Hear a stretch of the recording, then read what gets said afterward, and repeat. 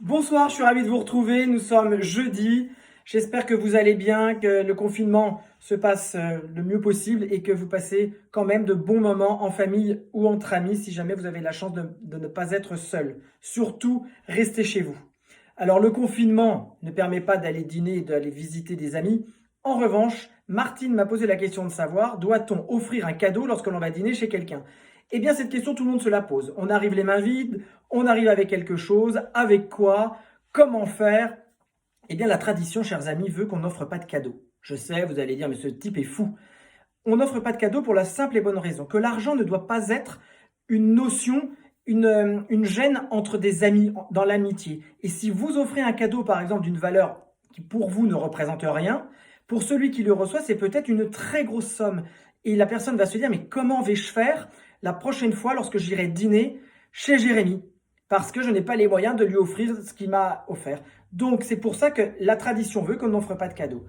En revanche, je le sais, vous n'allez jamais oser et vous allez vouloir offrir quelque chose.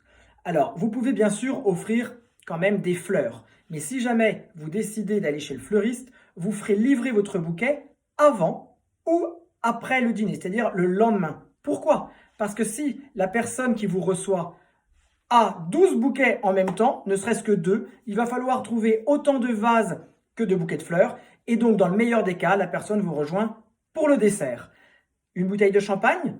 Why not? Mais la bouteille de champagne ne s'offre jamais fraîche, elle s'offre à température ambiante, parce que si jamais vous arrivez avec une bouteille de champagne fraîche, eh bien, ça voudra dire buvons-le ensemble. Or, la personne qui a préparé son repas, son dîner ou son déjeuner, aura peut-être pas du tout prévu de champagne et vous aurez apporté une bouteille et il y a 12 personnes. Ça va mettre ceux qui vous reçoivent dans une certaine difficulté. Si jamais vous arrivez avec le dessert, c'est que vous aurez prévenu ceux qui vous reçoivent et ce sera plutôt un déjeuner ou un dîner familial. On n'arrive pas avec le dessert chez quelqu'un qui vous invite à dîner pour un dîner dit mondain. Donc voilà, j'espère que ces quelques petites astuces vont vous rendre service. J'espère que j'ai répondu à Martine.